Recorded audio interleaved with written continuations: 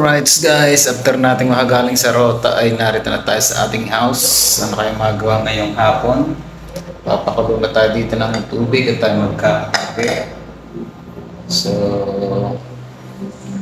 pero wala tayong coffee. May asukal tayo dyan pero nakalimutan natin bumili ng kape. Mayroon naman tayo dito ng gatas, noodles. Yan, ito yung gatas ko rin natin. Nasaan yung gatas ko? Touch 3, isa na lang. Sa labas siguro tayo guys, labas tayo. Bibili tayo ng kape. Narito ba yung wallet ko? Narito. Guys, let's go. Labas tayo. So, patayin muna natin yung ilaw. Oops, nakalimutan natin yung ating electric fan. Patayin muna natin yan. Then, let's go. Patayin muna natin lahat yung mga buhay para design ng kuryente. Check natin ulit guys yung taas tuyo na oh. Yan, check natin kung makakalabas na ba tayo stairs. Kasi kahapon may tubig. Tingnan natin. So ngayon medyo na naman pala. Ayan. So yan, konti na lang ang tubig. Kapag video na tayo dito. So, sarap ng hangin. Makita nyo, medyo kulimlim pa. Ito, part ng Tagaytay, yung part na yan. So, silipin natin sa baba. Yan. So, clear na, clear. Bagamat kulimlim pa rin, yan o, kita nyo madilim.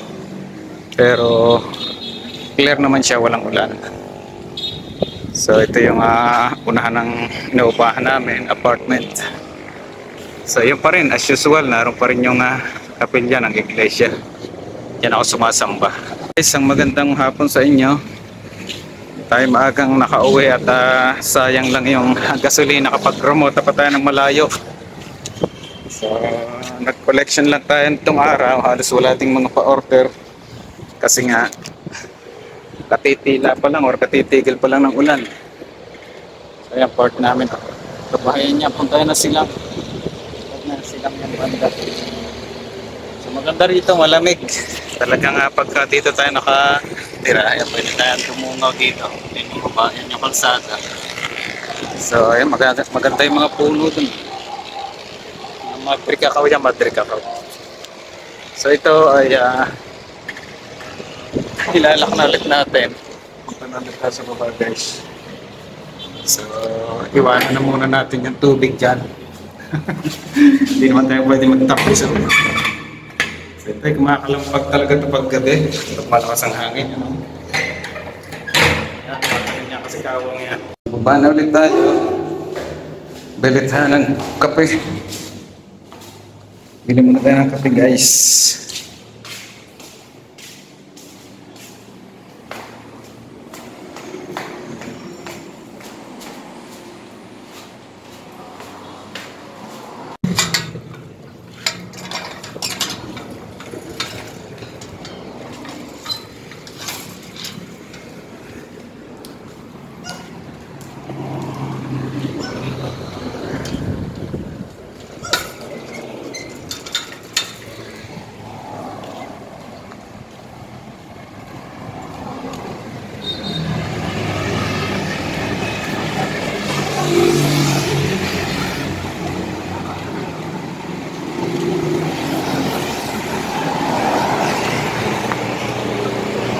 So itong lugar yan, part ng Silang, punta Silang. Ito naman yung Tagaytay area.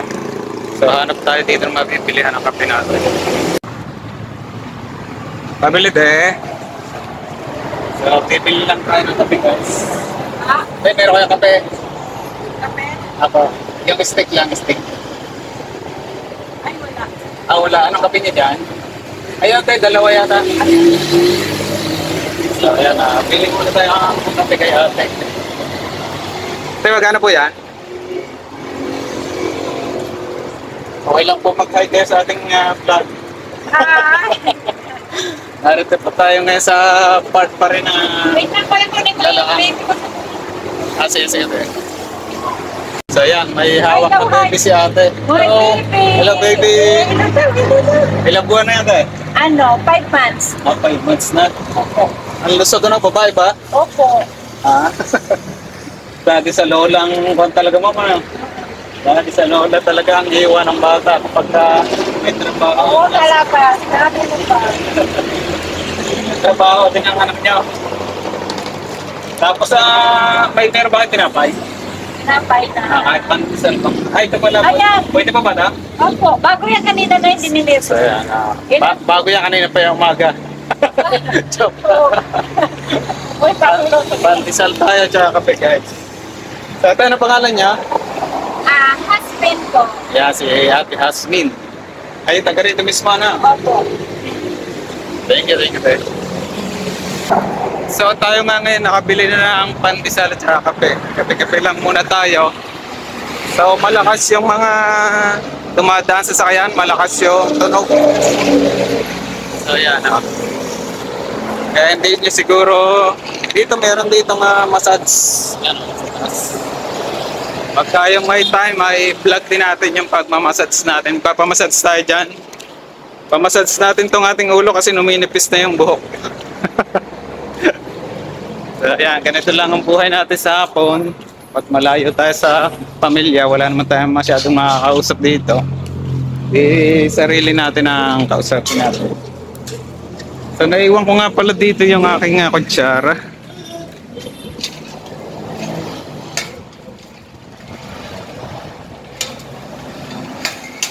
Hindi ko pala naalala. Naiwan ko yung aking kutsara dito sa loob. Hindi pa pala nakalakto sa bagay, safe naman dito. Yan na may baon. As usual, may baon ulit akong itlog at saka kung kanina eh. Itlog at saka bahaw. Ayan o. Baby smell. So, ito, hindi pa natin naliligpitan to. Ayan o. Pwede na natin ilagay yan at tayo magkakape muna.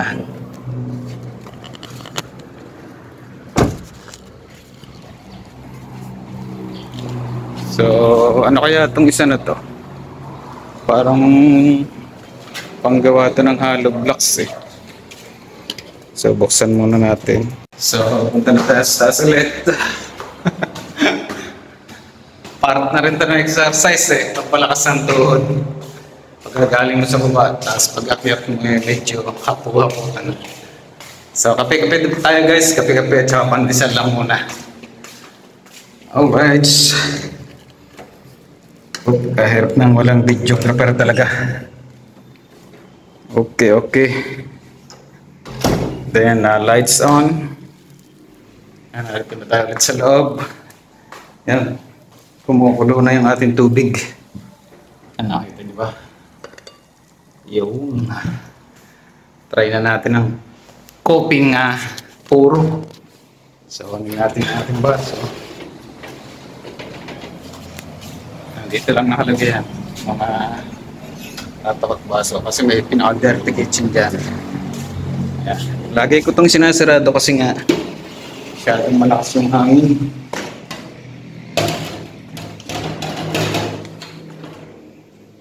So, timpla muna tayo ng kape. Buhayin na natin ulit yan. Number 3. So, higop tayo ng kape, higop tayo. Dito nga habang naglalagay tayo ng kape ay iniisip ko kung kayo ba ay nanonood pa rin sa video ko, kung nakatambay ba kayo sa part na to. Sana ay tapusan niya hanggang dulo, no? Para nang sa ganon ay kompleto yung ating kwentuhan ngayong araw na ito. At ito nga, haluin na natin yung kape. Mamaya lalagyan natin siya ng asukal para balance yung lasa niya.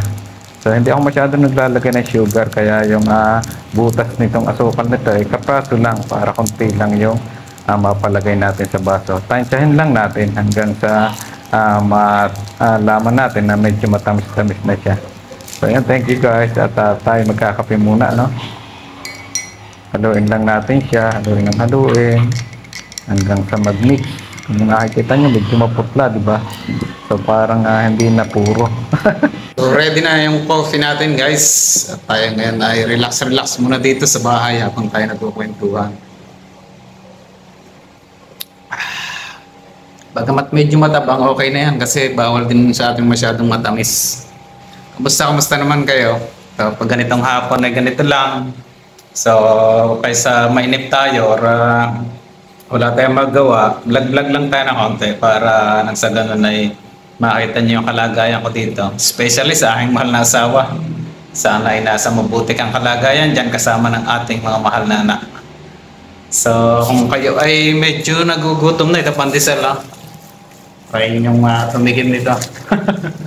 Bago pa daw to, sabi ni ate. Tikman natin kung talagang bago pa. So grabe yung ulan na nung nagdaang araw, ano? Sa buti nga ngayon, kulimlim na lang, hindi na siya umuulan. So ang tabayan na lang natin ay yung mga susunod na bagyo. Kasi nasa letter C pa lang, di ba?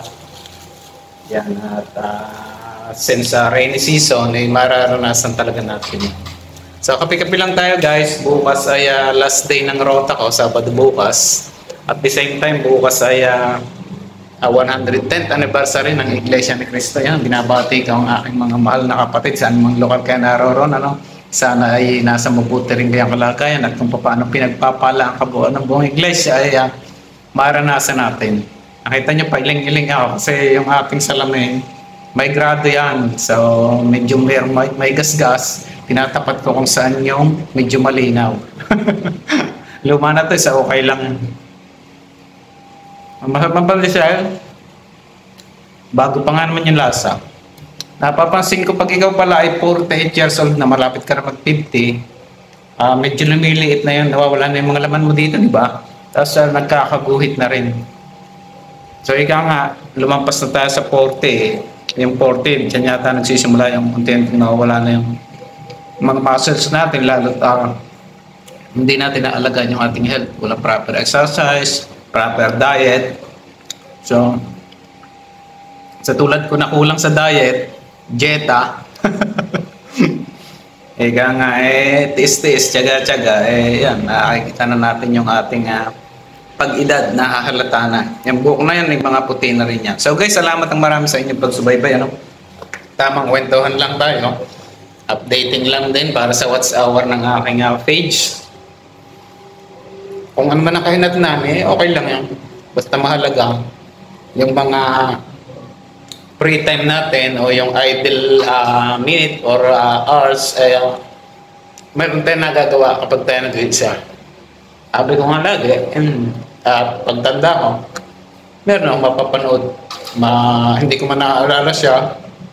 Dahil na nakatandaan, pag napanood natin, ganun pala yung buhay namin, ganito pala ang buhay ko, ganito pala ako nagsimula, hanggang sa, ito, narito na ako sa kalagayan na matanda na ako, ika nga parang matatawa na lang tayo mag-isa kapag nakita natin yung mga videos natin na gumagawa tayo ng mga magkakaroon ng sense of humor, parang nang sagot na less stress tayo. Sa ganun lang ang pagharap sa buhay, ika nga huwag nating masyadong seryosohin.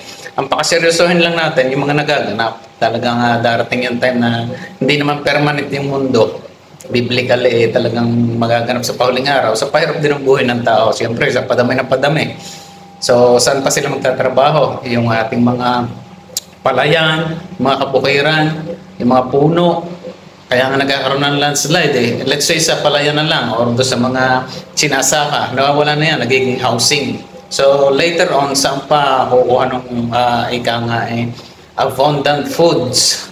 Ang mangyayari dyan, merong nagkakapusin. Mas mga nag-aaral, maraming estudyante, dumarami ng tao, kumukonti ang trabaho, at the same time, dumadami ang kompetisyon. Ika nga, ang mundo ay isang malaking battlefield. So, kung tayo dito lang nakasalalay, ang ating pag-iisip, malaking kamalian. Dapat din spiritually ay sinisikap natin na ano ba talaga yung ating hangganan? Ano ba yung ating final destination? So, thank you. God bless everyone at kape-kape muna tayo guys. Thank you. Sana sa mga susunod na video ay subaybayan nyo pa rin itong ating channel para magkaroon kayo ng contribution, share nyo rin, and then at the same time mag-comment kayo kung applicable pa ba sa mag-vlog tulad nito. May edad na tayo. Sa babae, love you all, especially sa mahal kong pamilya, sa aking mga kamag-anak, at sa aking mga kaibigan, at sa aking mga katrabaho, at sa lahat ng ginagamit ng Panginoon Diyos na mga kasangkapan, para nang sa ganoon, ang buhay ko naman kahit paano makasurvive, ika nga. Salamat sa inyo lahat. Salamat. Thank you very much, guys.